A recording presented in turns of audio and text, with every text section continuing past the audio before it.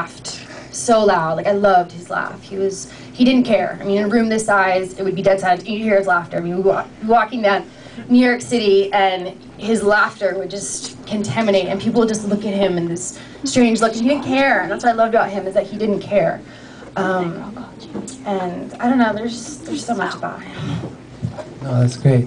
And I know we talked a bit about it, and I guess at the same time, or, you know, in one breath, it's like, it's interesting, it brings back a lot of things, but I know that in the face of this guy who's known for his laugh and his smile, that life was also really hard, and it was hard for a long time, and I wonder if you would share a little bit about that.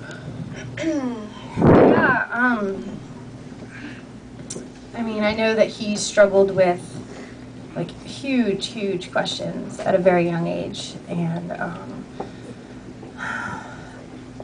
I just knew that he had this hidden pain, and he'd always try and mask it with for love for others and always helping other people, and yet he always had this inner pain, and we didn't really know about it until when he got to Yale. But I mean, even at age 14, he'd be, you know, writing about, like, why am I here? I don't understand, and he just felt like pouring himself out and just loving people. You know, he might find the answer, might find purpose, and I don't know. I mean, he would tell me, you know, in his later years, he took his life when he was 28, and we were extremely close as I got older, and he just didn't know why he was here, and that was constantly haunting him. And he would always tell me, he's like, because I'm like, but James, you have so much to offer. He's an amazing artist and brilliant mind, brilliant.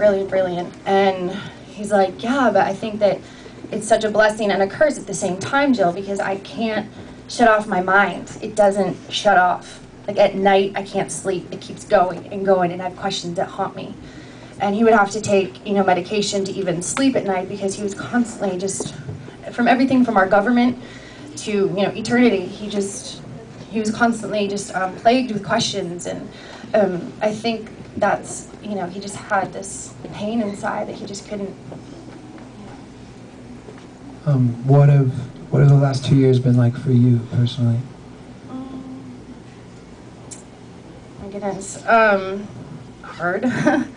I don't know how to answer that. I mean, first year, I think I just kind of ran. I didn't know what to do. I just traveled the world pretty much. I went to, I was doing this program called YWAM, and it was when I was in Maui that I got the phone call that James was missing, and I had to fly home. And it was all so surreal, it was a blur. But I knew that I had to go to Bangladesh, and my brother wanted me to go, and that brought me such healing, going and working with these orphans over in Bangladesh, and so that was really good. It was really hard being over there. And then after that, I kind of just went on to autopilot, and I just traveled, and I didn't deal, and I didn't grieve, and I didn't want to talk about it. And I felt like God had this special grace for me to do that. He was like, okay, you just do what you got to do.